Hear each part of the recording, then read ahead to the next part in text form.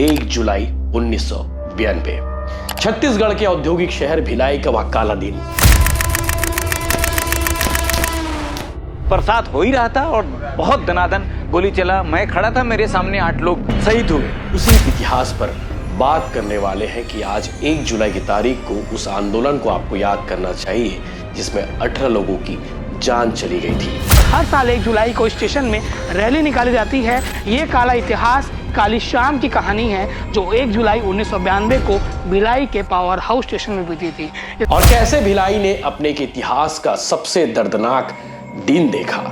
आज बात होगी भिलाई के उसी काले इतिहास की। लेकिन उससे पहले जानना पड़ेगा कि नियोगी कैसे मजदूर नेता बने। ये नियोगी का सिपाही है, आंसू बहता रहेगा लेकिन संघर्ष नहीं छोड़ेगा।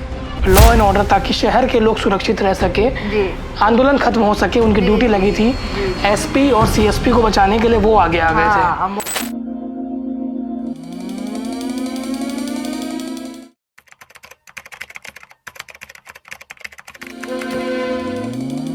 नमस्कार, जय जोहार, जय छत्तीसगढ़ में यशवंत साहू और आप देखना शुरू कर चुके हैं भिलाई टाइम्स। और आज तारीख है 1 जुलाई। 1 जुलाई का दिन छत्तीसगढ़ और भिलाई के इतिहास के लिए काफी काला दिन आप कह सकते हैं। इतिहास काफी पुराना है। उसी इतिहास पर बात करने वाले हैं कि आज 1 जुलाई की तारीख को उस आंदोलन को आपको याद करना चाहिए जिसमें 18 लोगों की जान चली गई थी। जब भी भिलाई और भिलाई स्टील प्लांट का नाम लिया जाता है तब मजदूर आंदोलन का एक लंबा इतिहास सामने आ जाता है। लेकिन इतिहास में एक ऐसा काला अध्याय भी दर्ज हुआ है जिसने पूरे देश को झकझोर कर दिया था। एक तरफ मजदूर नेता शंकर गुहा नियोगी की हत्या और दूसरी तरफ हजारों मजदूरों का उग्र आंदोलन। फिर एक ऐसा दिन आया जब पुलिस सब इंस्पेक्टर भीड़ की हिंसा का शिकार हो गया और कुछ ही देर बाद पुलिस ने मजदूरों पर गोलियां चला दी। उस गोलीबारी में 18 लोगों की जान चली गई। आखिर कहां से शुरुआत हुई थी इसकी आग और कैसे एक मजदूर नेता की हत्या ने हजारों मजदूरों को सड़क और रेलवे तक पहुंचा दिया, और कैसे भिलाई ने अपने के इतिहास का सबसे दर्दनाक दिन देखा। आज बात होगी भिलाई के उसी काले इतिहास की। लेकिन उससे पहले जानना पड़ेगा कि नियोगी कैसे मजदूर नेता बने।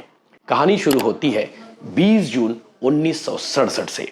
उस समय भिलाई स्टील प्लांट में श्रमिकों के बीच नाराजगी बढ़ रही थी। मजदूरों का आरोप था कि छुट्टियों और अन्य सुविधाओं को लेकर भेदभाव किया जा रहा है। उस दौर में इंटक यूनियन भी इन मांगों को लेकर प्रबंधन पर पर्याप्त दबाव बना नहीं पा रही थी। इस दौरान कोक वन विभाग में एक साधारण कर्मचारी काम करता था, नाम धीरेश कुमार, जिन्हें बाद में पूरे देश ने शंकर गुहा नियोगी के नाम से जानने लगा। धीरेश कुमार ने मजदूर हितों के मुद्दों को लेकर कोक वन एक्शन कमेटी बनाई। धीरे धीरे मजदूरों के बीच उनकी पहचान बनने लगी। एक तकरार जो हिंसक झड़प में बदल गई, ये कहानी भी सुनिए। 30 जून 1967 की सुबह तकरीबन 5 बजे माहौल अचानक बिगड़ गया। बताया जाता है कि उस समय हिंदुस्तान सिक्योरिटी फोर्स के एक जवान ने एक मजदूर को थप्पड़ मार दिया। उस दौर में सीआईएसएफ का गठन नहीं हुआ था। भिलाई स्टील प्लांट की सुरक्षा की जिम्मेदारी हिंदुस्तान सिक्योरिटी फोर्स के पास थी। नाइट शिफ्ट खत्म हो रही थी और मॉर्निंग शिफ्ट की एंट्री शुरू होने वाली थी। गेट के पास दोनों तरफ मजदूर मौजूद थे। इसी बीच सुरक्षा बलों ने गेट को बंद कर दिया। एक मामूली विवाद और कुछ ही देर बाद बड़े टकराव में बदल गया। गुस्साए मजदूरों ने एक सिक्योरिटी पोस्ट पर कब्जा कर लिया, हथियार छीन लिए और एक कमरे में आग लगा दी। स्थिति इतनी गंभीर हो गई कि तत्कालीन दुर्ग एसएसपी धारकर ने रायपुर और बिलासपुर से अतिरिक्त पुलिस बल मंगा लिया। उस समय भिलाई स्टील प्लांट के जनरल मैनेजर पुरतेज सिंह भी मौके पर पहुंचे। वे एसएसपी के साथ खड़े होकर मजदूरों को समझाने की कोशिश कर रहे थे। लेकिन तभी भीड़ एक तरफ जूता उछल गया और उसके बाद हालात पूरी तरह बेकाबू हो गए। पुलिस और मजदूर आमने सामने हो गए। माहौल काफी भयंकर हो चुका था। इस घटना के बाद शंकर गुहा नियोगी पर कार्रवाई हुई और उन्हें भिलाई स्टील प्लांट से सस्पेंड कर दिया गया। यहीं से नियोगी के जीवन का एक नया अध्याय शुरू हुआ।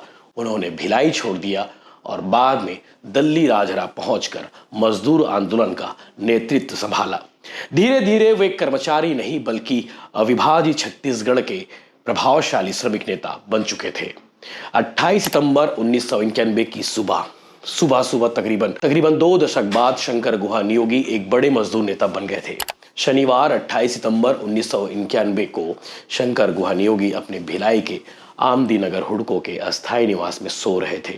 तभी खिड़की के बाहर चली एक गोली ने छत्तीसगढ़ के सबसे बड़े श्रमिक आंदोलन की आवाज को हमेशा के लिए खामोश कर दिया।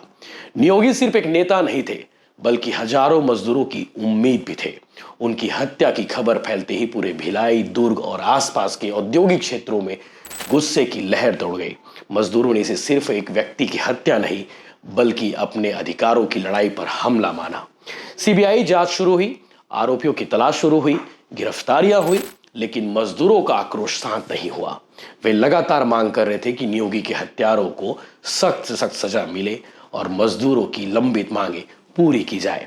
ऐसे में सीबीआई ने जांच शुरू की तो उसमें पलटन मल्लाह का नाम सामने आया। पलटन गोरखपुर जिले के जगहा थाना क्षेत्र के निबोही गांव का एक मूल निवासी था।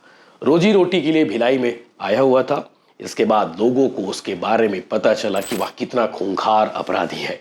पलटन पर भिलाई के दुर्ग न्यायालय में हत्या का मुकदमा चला।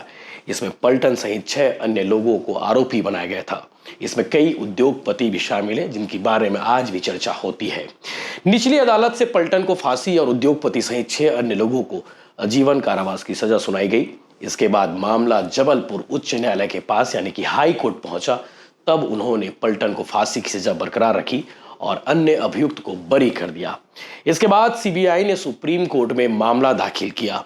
वहां पलटन की फांसी आजीवन कारावास में तब्दील हो गई। इसके बाद शुरू हुआ एक लंबा और ऐतिहासिक आंदोलन। जामुल, छावनी, शारदापारा यानी कैंप, खुर्सीपार, सेक्टर 1 मैदान में चरणबद्ध धरने हुए। हफ्तों तक मजदूर अपने परिवारों से दूर सड़कों पर संघर्ष करते रहे। लेकिन जब सरकार और प्रशासन की ओर से कोई ठोस समाधान नहीं निकला, तब आंदोलन ने निर्णायक रूप ले लिया और इस आंदोलन में एक एसआई की मॉब लिंचिंग से हत्या हो गई। और दूसरी 1 जुलाई 1992 छत्तीसगढ़ के औद्योगिक शहर भिलाई का वह काला दिन, जिसे आज भी लोग भूल नहीं पाए हैं। यह सिर्फ एक गोलीकांड नहीं था, बल्कि एक ऐसा घटनाक्रम था जिसने पूरे देश का ध्यान अपनी ओर खींच लिया। उस समय छत्तीसगढ़ अविभाजित मध्य प्रदेश का हिस्सा था। राज्य में भाजपा की सरकार थी। मुख्यमंत्री थे सुंदरलाल पटवा। दुर्ग जिले के पुलिस अधीक्षक सुरेंद्र सिंह और कलेक्टर प्रहलाद सिंह तोमर थे। श्रमिक नेता शंकर गुहा नियोगी की हत्या के बाद मजदूरों में भारी आक्रोश था। वे हत्यारों की सजा दिलाने और लंबित मांगों को मनवाने के लिए आंदोलन कर रहे थे। 1 जुलाई की सुबह हजारों मजदूर Bhilai power house railway station track पर बैठ गए। 1 जुलाई की सुबह, टाइमिंग याद रखिएगा, सुबह 9 बजे उन्होंने सारनाथ एक्सप्रेस को रोक दिया। खबर मिलते ही प्रशासनिक अधिकारी मौके पर पहुंचे। बातचीत का दौर शुरू हुआ और कई घंटों तक बैठकें चली, लेकिन समाधान नहीं निकल पाया। दिन ढलने लगे, माहौल लगातार तनावपूर्ण होता गया। उधर पत्रकार भी सुबह से घटना स्थल पर डटे रहे। प्रत्यक्षदर्शियों के अनुसार सुबह फायरिंग से पहले तत्कालीन SP Surendra Singh, city magistrate Nasir Ahmed ने पत्रकारों से कहा कि स्थिति बेहद गंभीर हो चुकी है। वे अपनी सुरक्षा के लिए रेलवे फुटओवरब्रिज की ओर चले जाए और कुछ पुलिसकर्मियों को उनकी सुरक्षा के लिए तैनात भी कर दिया। शाम होते होते हालात बेकाबू हो गए। प्रदर्शन के दौरान पथराव भी शुरू हो गया। पुलिस और प्रदर्शनकारियों के बीच टकराव बढ़ गया। इसके बाद पुलिस ने फायरिंग शुरू कर दी। कुछ ही पलों में रेलवे ट्रैक और आसपास का इलाका गोलियों से गूंज उठा। इस गोलीकांड में 16 श्रमिकों की मौत मौके पर हो गई। वहीं नेवई थाने में पदस्थ एसआई टीके सिंह की जान भी चली गई। मारे गए श्रमिकों में केशव गुप्ता, रामकृपाल गुप्ता, असीम दास, मधुकर राम, रामाज्ञा चौहान, मनहरन वर्मा, जोगा यादव, पुरानिक लाल, प्रेम नारायण, कुमार वर्मा, इंद्रदेव चौधरी, हीराऊ राम, लक्ष्मण वर्मा, धीरपाल ठाकुर, किशोरी मल्ला, लोमन उमरे, के.एन. प्रदीप और कुट्टी। फायरिंग रुकने के बाद जब भी अंधेरा छाने लगा, तब प्रशासन ने पत्रकारों को रेलवे ट्रैक तक जाने की अनुमति दी। टार्च की रोशनी में घटनास्थल का मंजर देखा गया, तस्वीरें ली गई। चारों तरफ अफरा तफरी, खून और सन्नाटा पसरा हुआ था। गोलीकांड के बाद पूरे भिलाई में 2 दिनों तक कर्फ्यू लगा रहा। सड़कें वीरान रही। चौक चौराहों पर भारी पुलिस बल तैनात कर दिया गया। रायपुर, राजनांदगांव, कवर्धा, दुर्ग से अतिरिक्त बल बुलाया गया ताकि स्थिति को नियंत्रित किया जा सके। पत्रकारों के लिए विशेष पास जारी किए गए क्योंकि आम लोगों की आवाजाही पूरी तरह प्रतिबंधित थी। आज 3 दशक से ज्यादा समय बीत जाने के बाद भी 1 जुलाई 1992 का गोलीकांड छत्तीसगढ़ के श्रमिक आंदोलन के इतिहास का सबसे दर्दनाक अध्याय माना जाता है। हर वर्ष शहीद श्रमिकों को श्रद्धांजलि देने के लिए उनके परिजन श्रमिक संगठन एकत्रित होते हैं। शंकर गुहा नियोगी की हत्या से शुरू हुआ यह संघर्ष 1 जुलाई 1992 को भिलाई की सड़कों और रेलवे ट्रैक पर खून से लिखे गए इतिहास बदल गया। एक ऐसा इतिहास जिसकी गूंज आज भी छत्तीसगढ़ के मजदूर आंदोलन में सुनाई देती है। आगे सुनेंगे हमारे सहयोगी लाभेश घोष की कुछ और reports. Bhilai power house station, ये वही स्टेशन है जिस दिन यहाँ पटरी से चलती हुई रफ्तारें थम गई थी। दिन था 1 जुलाई 1992 का, जब मजदूर आंदोलन अपने चरम पर था। 28 सितंबर 1991 को शंकर गुहा नियोगी की आमदीनगर के हुडको निवास में गोली मारकर हत्या कर दी गई थी। ये कहानी आपने सुनी। जिसके बाद मजदूर अपनी मांगों को लेकर और उग्र हो गए और उनका आंदोलन का जत्था जामुल के रावण भाटा मैदान से लेकर कैंप और सारदापारा होते हुए सेक्टर 1 स्थित खाली मैदान तक पहुंच गया। पर उनकी प्रशासन सुन नहीं रहा था। इस आंदोलन की चर्चा पूरे देश में हो रही थी। फिर तारीख 1 जुलाई 1992, उस दिन अपनी बात को मनवाने के लिए मजदूर, हजारों की संख्या में मजदूर जो थे यहाँ पे ट्रैक में आकर बैठ गए। इसी ट्रैक में आज से करीबन 30 से 35 साल पहले जब ट्रैक में बैठे इसकी जानकारी प्रशासन को मिली तो प्रशासन में हड़कंप मच गया, क्योंकि सुबह का 9 बजा था और जो जानकारी मिली है कई मीडिया सोर्सेस के अनुसार सारनाथ एक्सप्रेस को मजदूरों ने रोक लिया था, जिस वजह से आने जाने, क्योंकि बॉम्बे हावड़ा ये मेन लाइन था, यहाँ पर ट्रेन के परिचालन पर लगातार फर्क पड़ रहा था। जिसके बाद कलेक्टर उस समय के थे प्रहलाद सिंह तोमर और एसपी, बाकी सब मौके पर मौजूद होते हैं और मजदूरों को समझाने का प्रयास करते हैं और बीच का रास्ता निकालने का कोशिश करते हैं। पर सारे प्रयास और सारे जितने भी उन्होंने एफर्ट डाले बिल्कुल मजदूरों को नामंजूर थे, सिरे से नकार दिया गया। इसके बाद पुलिस ने मजबूरन लाठी डंडे का इस्तेमाल किया, लाठी चार्ज किया गया और साथ ही आंसू गैस के गोले भी डाले गए। आप देख सकते हैं कि यही वो पटरियां हैं जिस पटरियों में दोनों तरफ हजारों की संख्या में मजदूर बैठे हुए थे और यहाँ पे ट्रेन नहीं चल पा रहा था। जैसे मैंने आपको बताया, मौजूदा कलेक्टर थे प्रहलाद सिंह तोमर और एसपी थे सुरेंद्र सिंह। जिसके बाद कानून व्यवस्था को मेंटेन करने के लिए लाठीचार्ज का ऑर्डर दिया गया और आंसू गैस भी चलाए गए। पर उसके बाद भी जो मजदूर इन पटरियों में बैठे हुए थे वो यहाँ से हिलने का नाम नहीं ले रहे थे। और उस दिन सुबह एक और दुखद घटना हुआ, क्योंकि पुलिस के ऊपर मजदूरों द्वारा पथराव भी किया गया और पथराव के दौरान नेवई थाना में पोस्टेड सब इंस्पेक्टर त्रिवेणीकांत सिंह की मॉब लिंचिंग हो गई थी।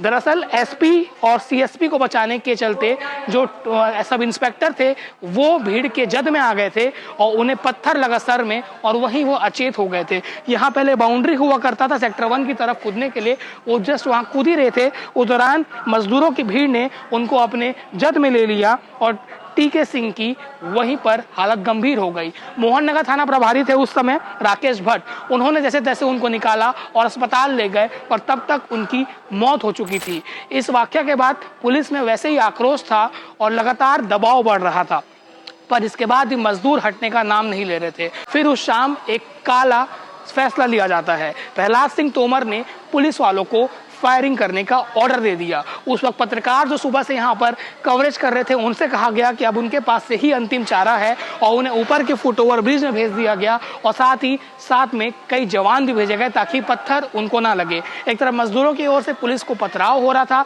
वहीं पुलिस भी लगातार लाठी और आंसू गैस से जोर आजमाइश कर रही थी। फिर शाम के जैसे 5 से 6 बजते हैं, शाम होता है और बारिश का मौसम होता है, बारिश भी गिरने लगते हैं, अंधेरा होने लगता है। फिर पुलिस खुला फायरिंग खोल देती है जिसमें 17 मजदूरों की मौत हुई थी। और तो ये भी कहा जाता है भिलाई जिंदाबाद मोहम्मद जाकिर हुसैन द्वारा बुक लिखी गई है, साथ ही कई अलग अलग मीडिया प्लेटफॉर्म में खबर छपी है, चाहे वो अमर उजाला हो या फिर ईटीवी भारत हो। उसमें यह कहा जाता है कि यहाँ से लेकर सुपेला स्टेशन यानी कि जो भिलाई नगर स्टेशन है सुपेला तक और खुर्सीपार तक पुलिस ने दौड़ा कर अंधाधुंध फायरिंग करी और उसमें कई लोग घायल हुए और मौके पर ही कई लोगों की मौत हो गई थी और 2 लोगों ने बाद में अपना दम तोड़ा। ये गोलीकांड भिलाई के इतिहास में वो काला दिन है जिसका जिक्र सभी को नहीं पता, पर इस भिलाई की धरती ने ये खूनी खेल भी देखा है। उस समय पुलिस ने कहा कि उनके पास कोई और चारा नहीं था कानून व्यवस्था को बनाए रखने के लिए। फिर यहाँ पे अगले दिन 2 दिनों तक कर्फ्यू लगा दिया गया था और साथ ही राजनांदगांव, बिलासपुर, रायपुर, कवर्धा की पूरी पुलिस फोर्स यहाँ पर तैनात थी। पत्रकारों को भी कवरेज करने के लिए स्पेशल पास बनाना पड़ता था और इसके बाद उधर से उधर हो पाते थे। जब गोलीकांड खत्म हुआ फिर पत्रकारों को यहाँ पर नीचे पटरी में आने का मौका दिया गया और हालात को देखने का मंजर बताया गया। जो सरकारी आंकड़े हैं वो तो 17 मजदूरों के हैं और अभी तक लड़ाई चल रही थी। हाईकोर्ट ने उनके लिए फैसला सुनाया। सुप्रीम कोर्ट में याचिका लगाने की कालाराज डहरिया बात करते जो छत्तीसगढ़ मुक्ति मोर्चा से संबंधित है। उनका कहना है कि सुप्रीम कोर्ट से ही उन्हें अंतिम जो भी निर्णय है और जो न्याय है मिल सकता है। पर इसमें एक जाबाज पुलिस सब इंस्पेक्टर की जान गई और इसके बाद 17 मजदूरों की भी मौत हुई जो अपने हक की लड़ाई कर रहे थे। आगे आप सुनिए कि उस समय त्रिवेणीकांत सिंह की धर्मपत्नी जो घर में खाना बनाकर इंतजार कर रही थी उन्होंने क्या बताया। उनका कहना है उनको नौकरी तो मिली पर उसके बाद जो सम्मान उनके पति को मिलना चाहिए था वो अब तक नहीं मिल पाया। आगे आप सुनिए उनकी बात। आपने 1 जुलाई 1992 की पूरी कहानी जानी। उस कहानी का एक मुख्य किरदार SI TK सिंह की भी है जिन्होंने अपने सीनियर की जान की रक्षा करते हुए अपनी शहादत दे दी। आज उनके बारे में बात करेंगे। उनकी धर्मपत्नी हमारे साथ है क्योंकि उनका देहांत हो गया है, शहीद हुए हैं वो। और पर कुछ ऐसी बातें हैं जो आज तक उनके लिए वादे किए गए थे पूरी नहीं हुई हैं। पहले सुषमा से जानना चाहेंगे। सुषमा सिंह जी हैं जो रिटायर्ड लेक्चरर हैं। मैम, ज़्यादा पुराने घाव को खोलना तो नहीं चाहूँगा पर उस दिन क्या हुआ था और आपको कब जानकारी मिली, घर से कब निकले थे सर? 1 जुलाई को ही हम लोग की पोस्टिंग वहाँ नेवई थाने में हुई थी। नेवई थाने में। और सुबह हम लोग ने वहाँ शिफ्ट किया था। शाम के टाइम हम लोग सारा सामान अस्त व्यस्त था। शाम को इन्होंने कहा कि मैं थाना जाता हूँ और वहाँ से छुट्टी का आवेदन करूँगा, शाम को खाने चलेंगे, फिर घर थोड़ा सेटल करेंगे जी। और वो थाने गए जी। और वहाँ पे लॉ एंड ऑर्डर की ड्यूटी आ गई। वो उधर से ही उधर चले गए, पावर हाउस। हाँ, पावर हाउस चले गए और हम लोग देखते ही रहे। तुरंत जल्दी जल्दी आए, यूनिफॉर्म पहने और चले गए। हेलमेट उन्होंने नहीं लगाया था जी। और तुरंत ही चले गए। हम लोग देखते रहे इंतज़ार करते रहे और आखिरी में ऐसा खबर हमें आया कि उन्हें बहुत चोट लग गई है और तुरंत उस समय मुझको लेके सेक्टर 9 हॉस्पिटल लेके गया। उस समय मैं अपने चारों बच्चों को उनके छोटे चाचा के पास छोड़ के सेक्टर 9 हॉस्पिटल गई और जब मैं उनके पास गई तो उनकी सांसें चल रही थी। जब मैंने उनके सीने में सिर रखा उनकी सांसें वहीं पे थम गई। उनको इंतज़ार था एक तरीके से आपके आने का। जी। तो शाम मोहन नगर के उस समय थाना प्रभारी थे, शायद उन्होंने जानकारी आपको दी और उन्होंने प्रयास भी किया था बचाने का, सुनने में। हाँ, सुभाष चौधरी जी का नाम समझ रही हूँ जी। तो शायद उन्हीं का नाम था। उस समय मुझे कुछ समझ भी नहीं आ रहा था, कौन लेके गया, कौन क्या किया, कुछ नहीं समझ में आया। और फिर वहीं से सीधे सबके सब हम यहाँ घर में आ गए, बच्चे सहित हम लोग सब। तो आप लोग को उस समय मतलब शाम को 4 बजे पता चला, उसके पहले कुछ पता नहीं था कि हालात इतने बिगड़ गए हैं वहाँ पे? हाँ जी, नहीं। फिर आप लोग को सर की खबर का आप कब पहुँच गए थे अस्पताल? मेरे को वही शाम को 6 बजे करीब ले गए। 8 बज के कुछ मिनट दिया उनकी डेथ का वो। अच्छा। हॉस्पिटल। उस समय वहाँ पे आंदोलन चल रहा था और वहाँ पे गोलीकांड हो रहा हाँ जी, उसी के बाद शायद गोली कांड हुआ। बिल्कुल। तो मैडम, जब शहादत की बात आती है तो शहीदों का अपना सम्मान होता है, मान होता है। उस समय कैसा मंजर था कि कौन कौन से बड़े नेता अधिकारी आपके घर आए, क्या आश्वासन मिला था? उस समय करीब करीब यहाँ के सारे बड़े नेता ही लोग सब घर पहुँचे थे और उस समय मेरी स्थिति बहुत ख़राब थी। मुझे दुख था, एक तरफ मेरे आंसू निकले जाते थे और ऊपर से 1 नेता, 2 नेता, 3 नेता, 4, इतनी विडंबना थी कि क्या कहा जाए। और उन्होंने कई ठो वादे किए क्योंकि इनके 4 भाई थे, चारों बेरोजगार ही थे। मेरे 4 बच्चे थे और मैं जी। तो उस पर किसी ने कुछ पैसे देने के लिए वो किया, किसी ने कहा कि हम इनके परिवार को गोद ले लेते हैं। इस प्रकार की बहुत सारी बातें हुई और लास्ट में मुझे सिर्फ जाके अनुकंपा नियुक्ति मिली। वो भी मुझे डॉक्टर रमन सिंह उस समय विधायक थे, वो भी आए थे। हाँ, मोहन भैया भी आए थे और कुछ दिन पहले उन्होंने वो बाबूलाल गौर और उमा भारती आई थी, उनकी पायलटिंग की थी। तो मतलब सभी लोग जान ही रहे थे जी, तो भोपाल मुझे वही लेके गए थे, क्योंकि राजधानी तब रमन भोपाल सिंह- होती थी, जी जी, रमन सिंह लेके गए थे और सुंदरलाल पटवा जी थे, मुख्यमंत्री थे। हाँ जी, मुख्यमंत्री थे। उनके पास मुझे ले जाया गया। मैं जिद में थी कि मुझे पुलिस में ही चाहिए करके, लेकिन उन्होंने कहा बेटा तुम्हारे 4 बच्चे हैं, जी, इसलिए तुम एजुकेशन ले लो, हम एजुकेशन तुमको देते हैं। तो क्योंकि उस समय मेरा एमए था, जी। डबल एमए था, तो वो लोग मुझे लोअर डिवीजन टीचर दे रहे थे, फिर मुझे अपर डिवीजन टीचर दिया। मतलब आपकी मंशा थी कि आप पुलिस में जाएं और जी जी जो जी। उन्होंने काम अधूरा छोड़ा जी वो आप जी, पूरी करें। जी जी। उस समय कई पदक की भी घोषणा हुई पर वो आज तक पूर्ण नहीं हो पाए शायद। हाँ, उस समय पदक मिलना चाहिए था और मैंने प्रयास भी किया, जितने भी अजीत जोगी और आपके रमन सिंह, छत्तीसगढ़ बनने के बाद आपने प्रयास हाँ किया। बघेल, मध्य प्रदेश में तो नहीं किया जी, लेकिन यहाँ छत्तीसगढ़ में मैंने करीब करीब सभी मुख्यमंत्री के पास एक नहीं कई बार गई और सभी का पॉजिटिव रिस्पांस आया। उसके बाद कमेटी बनी अपने स्टाफ वालों की, मतलब डिपार्टमेंट जी। की, पुलिस विभाग की, और वहाँ से अभी पिछले साल एक लेटर आया कि नहीं मिल सकता। मुझे ये नहीं समझ में आता है कि वीरता की और शहादत की क्या कोई श्रेणी होती है। गिरे से गिरे काम में तो लोगों को पुलिस पदक दे दिया जाता है। बिल्कुल। तो उसमें क्या कारण बताया गया? कारण तो कुछ उसमें ऐसा खास बताया नहीं गया कि इनको नहीं दिया जा सकता है, बहुत दिन हो गया है। तो बहुत दिन होने से क्या शहादत, नहीं, शहादत तो शहादत है, खत्म हो जाती। खामी सरकार की है कहीं ना कहीं। जी। आज वो क्षण आता हो याद आता होगा, थोड़ा सा मैं चाहूँगा दर्शकों के लिए, क्योंकि सुषमा जी वो है जिन्होंने अपने 4 बच्चों को भी पलाया बढ़ाया, क्योंकि टीके सिंह जी की ज़्यादा दिन सर्विस में नहीं हुई थी पर उन्होंने जी, शहादत दे दी थी। जी, वो जब क्षण याद आता है कि मतलब लॉ एंड ऑर्डर, ताकि शहर के लोग सुरक्षित रह सके, जी आंदोलन खत्म हो सके, उनकी जी, ड्यूटी जी, लगी थी। जी, जी। एसपी और सीएसपी को बचाने के लिए वो आगे आ गए थे। हाँ, मोहन भैया भी थे उसी में, टावरी वगैरह भी थे। और जो अभी सुरेंद्र यादव जी जो वहाँ पे डीजीपी रिटायर हुए मेरे ख्याल से जी। मध्य प्रदेश में, जी।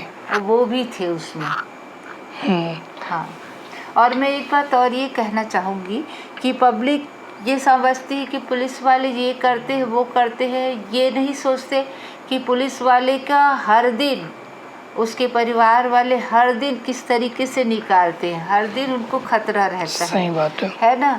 एक भी दिन उनको छुट्टी नहीं है, कुछ नहीं है, और अपना पूरा सर्वस्व लौटाते हैं। उसके बाद भी पब्लिक को, पुलिस को गाली देनी है। ये कटु सत्य है। तो हमारे साथ सुषमा सिंह जी थी, शहीद टीके सिंह की धर्मपत्नी। आज भी इनकी लड़ाई जारी है। इन्होंने कई बार कोशिश किया, जब क्योंकि पहले मध्य प्रदेश था, 2000 में छत्तीसगढ़ का गठन हुआ, पर जितने भी मुख्यमंत्री बने उनके पास से पहुंची थी पदक के लिए, उनको पदक नहीं मिल पाया है। जी बताइए। मेरे आज तक के मेरे जीवन में मैंने सभी चीज़ों में सफलता पाई है। बस एक अधूरी चीज़, मेरी अधूरी इच्छा यही रह जा रही है कि इनको मैं मेडल नहीं दिला पाई, इनको सम्मान नहीं दिला पाई। चलिए, हमारी गुजारिश है और आशा है सरकार से कि अगर ये वीडियो देख रहे हैं, हम कोशिश करेंगे उन तक पहुंचाने का कि त्रिवेणी कांत सिंह जी को, शहीद त्रिवेणी कांत सिंह जी को जो सम्मान या पदक नहीं मिल पाया, वो काश इस वीडियो के बाद मिल पाए। क्योंकि हमारा मकसद ये था कि भिलाई के उस काले शाम की कहानी को बताना, पर उसमें एक जाबाज पुलिसकर्मी, पुलिस अफसर की भी शहादत हुई थी। ये बात भी आपको बतानी ज़रूरी थी। शुक्रिया। 91-92 में मजदूरों के साथ काफ़ी शोषण होता था, उनकी हाजिरी कार्ड भी नहीं होती थी और पेमेंट भी अधूरा मिलता था। जिसको लेकर नियोगी की हत्या के बाद छत्तीसगढ़ मुक्ति मोर्चा ने ये आंदोलन किया था। और इस आंदोलन का हश्र क्या हुआ? प्रशासन ने आंदोलन को कुचलने के लिए, या फिर उनके शब्द में न्याय व्यवस्था को बनाए रखने के लिए गोली चालन किया, क्योंकि उनके पास कोई और आखिरी रास्ता नहीं था। भिलाई में ही सिर्फ गोली चालन नहीं हुआ है, आज़ाद भारत में कई ऐसे वाक़या है जहां पर भीड़ को कंट्रोल करने के लिए, चाहे वो दंगा फसाद हो या इस प्रकार का धरना प्रदर्शन हो, पुलिस ने गोली चलाई है और उसमें कई लोगों की जान गई है। इस मामले में आगे आप सुनिए कलादास डेहरिया जी को, जिन्होंने छत्तीसगढ़ मुक्ति मोर्चा द्वारा इस आंदोलन के बारे में बताया है। मेरा नाम कलादास डेहरिया है और मैं छत्तीसगढ़ मुक्ति मोर्चा मजदूर कार्यकर्ता समिति से हूँ। 1992 में जो आप लोग का संघर्ष चल रहा था, उसके बाद शाम को जो गोली चालन की जो घटना हुई, उस समय क्या मंजर थोड़ा सा बताइएगा, सुबह से कैसे शुरू हुआ? एक तो हम लोग 1 महीना पहले से पड़ाव दर पड़ाव हम लोग रावण भाटा जामुल से निकल करके 4200 मजदूर जायज़ मांगों को लेकर के, और जायज़ मांग था जीने लायक वेतन दो, लेकिन ये सरकार जीने लायक वेतन नहीं दिया और हम लोगों का आंदोलन लगभग 1 महीने तक पड़ाव चला। घासीदास नगर, शारदापारा, छावनी और फिर हम लोग पावर हाउस पहुँचे। 1 महीने के अंदर सरकार ने बातचीत नहीं की, बातचीत करके समस्या का हल किया जा सकता था। उसके बाद हम लोगों ने यहाँ एक सामने एक गार्डन जहाँ बना है वहाँ हम लोगों ने पड़ाव रखा, और उसके बाद 1 जुलाई के दिन हम लोग रेल पाथ में आए, लेकिन उसको बता के आए कि अगर आप समझौता नहीं करेंगे, हमसे बातचीत नहीं करेंगे तो हम रेल पटरी भी रोक सकते हैं। फिर भी बात नहीं की और हम लोगों ने 1 जुलाई को रेल पाथ रोका और 4200 मजदूर थे, बाल बच्चे सहित पूरे लोग थे, एकदम खचाखच मजदूरों से भरा था, और इसी रेल पाथ में हम लोग बैठे थे और दिन भर सरकार ने बातचीत नहीं की। शाम को बर्बर गोली चालन किया गया जिसमें हमारे 17 मजदूर साथी शहीद हुए। एक तरीके से मैं कहना चाहूँगा कि सरकार बातचीत कर सकती थी, सरकार हमारी मांगों को पूरा कर सकती थी, लेकिन जानबूझ करके सरकार ने हमसे बातचीत नहीं की ताकि इनके ऊपर गोली चला करके इस आंदोलन को, शंकर गुहा नियोगी के आंदोलन को कुचल दिया जाए। क्योंकि अगर ये आंदोलन का मांग पूरा होगा तो ये पूरे छत्तीसगढ़ नहीं, उस समय पूरा मध्य प्रदेश था और मध्य प्रदेश में आंदोलन फैल जाएगा। इस बात को लेकर के सरकार ने गोली चलाया। सर, आपने बताया हजारों लोग थे, फिर किस प्रकार से आप मायावती का नंबर ये तो ये है कि लोग जब अश्रु गैस छोड़ा पुलिस ने, वो तो अश्रु गैस के समय ही बरसात होने लग गई, तो सभी लोगों ने अपने अपने शर्ट को, कपड़े को आंख में बांध करके नीचे सो गए और बरसात से बचने का पूरा कोशिश किया गया। उसके बाद फिर पुलिस को लगा कि अब ये तो नहीं हटने वाले हैं, फिर बरसात हो ही रहा था और बहुत दनादन गोली चला। मैं खड़ा था, मेरे सामने 8 लोग ख़त्म हुए, शहीद हुए। अब इत्तेफाक है कि मैं उसी समय खड़ा था, वहीं पर खड़ा था, मैं बच गया। और उसके बाद फिर सब लोग इधर उधर भागना शुरू किए, तो फिर हम लोग लौट के आए कि नहीं भागेंगे, जो भी होगा देखा जाएगा। लेकिन बहुत लोगों ने, हम लोगों को, मजदूरों ने, साथियों ने समझाया कि नहीं, हमें संगठन को बचाना है और इसलिए यहाँ से निकलते हैं। फिर हम लोग अलग अलग दिशा में निकले। फिर मैं तो कहीं एक नाली में भी जा कर के गिर गया था। फिर मैं बहुत दूर अलग गांव में जाके रहा, यहाँ से 10 किलोमीटर। फिर मेरे बारे में एक खबर भी आया था कि वो मर गया है करके। फिर मैंने दूर गाँव में जा कर के प्रेस रिलीज जारी करवाया गाँव वालों से, तब पता चला कि यहाँ कलादास जिंदा है। तो मतलब हमारे साथ बहुत अमानवीय घटना हुआ है। ये हमने देखा है भिलाई आंदोलन में, ये हमने जाना है कि मजदूर या किसान जो भी हो आंदोलन करता है वो एक सही रहता है, लेकिन उस आंदोलन को खत्म करने में सरकार की बहुत बड़ी भूमिका होती है। अगर सरकार समझौता कर लेती, सरकार बात कर लेती, भिलाई आंदोलन के मजदूरों का समझौता करा देता, तो शायद ये गोलीकांड नहीं होता। जिस गोलीकांड में जिन लोगों की शहादत हुई, उनको सरकार की ओर से क्या मिला, और आप लोग के केस भी चल रहा था, उसमें क्या? जी, एक तो ये है कि मजदूर आंदोलन का जो केस चल रहा है 4200 मजदूर को काम पर वापस लेने का, वो अभी तक पेंडिंग है, उसमें कुछ हुआ नहीं है, मजदूरों को कुछ मिला नहीं। लेकिन जो शहादत हुए उन साथियों के परिवार को, हर एक परिवार के एक साथी को, उनके परिवार के पत्नी को या जो भी बेटे को एक सरकारी नौकरी मिली है, और वो शहीद दिवस में हर साल आते हैं। अभी 1 जुलाई में शहीद दिवस में लोग आएंगे। आपकी आंखों के सामने आता होगा, क्योंकि यही समय था और 1 जुलाई 2 दिन में आने वाला है। आपको क्या याद आता है इतना लंबा संघर्ष के बाद? कैसा? देखिए, वो मंजर बहुत ही दुखद है और मैं उस पर ज़्यादा कह नहीं पाता। और याद आता है, आंसू बहती है, पर कुछ कह पाना मुश्किल है। बहुत दर्दनाक बात है और ये इतिहास में कभी ना हो, ये हम सोचते हैं। लेकिन ये नियोगी का सिपाही है, आंसू बहता रहेगा लेकिन संघर्ष नहीं छोड़ेगा। हर साल 1 जुलाई को स्टेशन में रैली निकाली जाती है और सभी 17 शहीद मजदूरों को याद किया जाता है और उनकी कुर्बानी भी याद की जाती है और साथ ही इंसाफ की मांग की जाती है। ये काला इतिहास, काली शाम की कहानी है जो 1 जुलाई 1992 को भिलाई के पावर हाउस स्टेशन में बीती थी। इस कहानी को कई लोग नहीं जानते होंगे, इसलिए हमने सोचा इस कहानी को बताया जाए कि कैसे एक एसआई की शहादत हुई और उसके बाद आंदोलनकारी मजदूरों की मौत हुई है। इस कहानी को लेकर आप क्या सोचते हैं, कमेंट सेक्शन में बताइएगा। और भिलाई और छत्तीसगढ़ से जुड़े ऐसे किस्से कहानी, रोचक कहानियां सुनने के लिए आप चैनल को सब्सक्राइब करें और अपना भी सजेशन कमेंट बॉक्स में दीजिए। इस कहानी के रिसर्च में हमने कई मीडिया रिपोर्ट्स के भी सहारा लिया है। साथ ही मोहम्मद जाकिर हुसैन जो लेखक हैं और भिलाई के वरिष्ठ पत्रकार हैं, उनके द्वारा लिखी गई भिलाई जिंदाबाद किताब से भी अंश लिए गए हैं। और जो आपको कैसी लगी कमेंट बताइएगा। शुक्रिया, मैं लाभेश।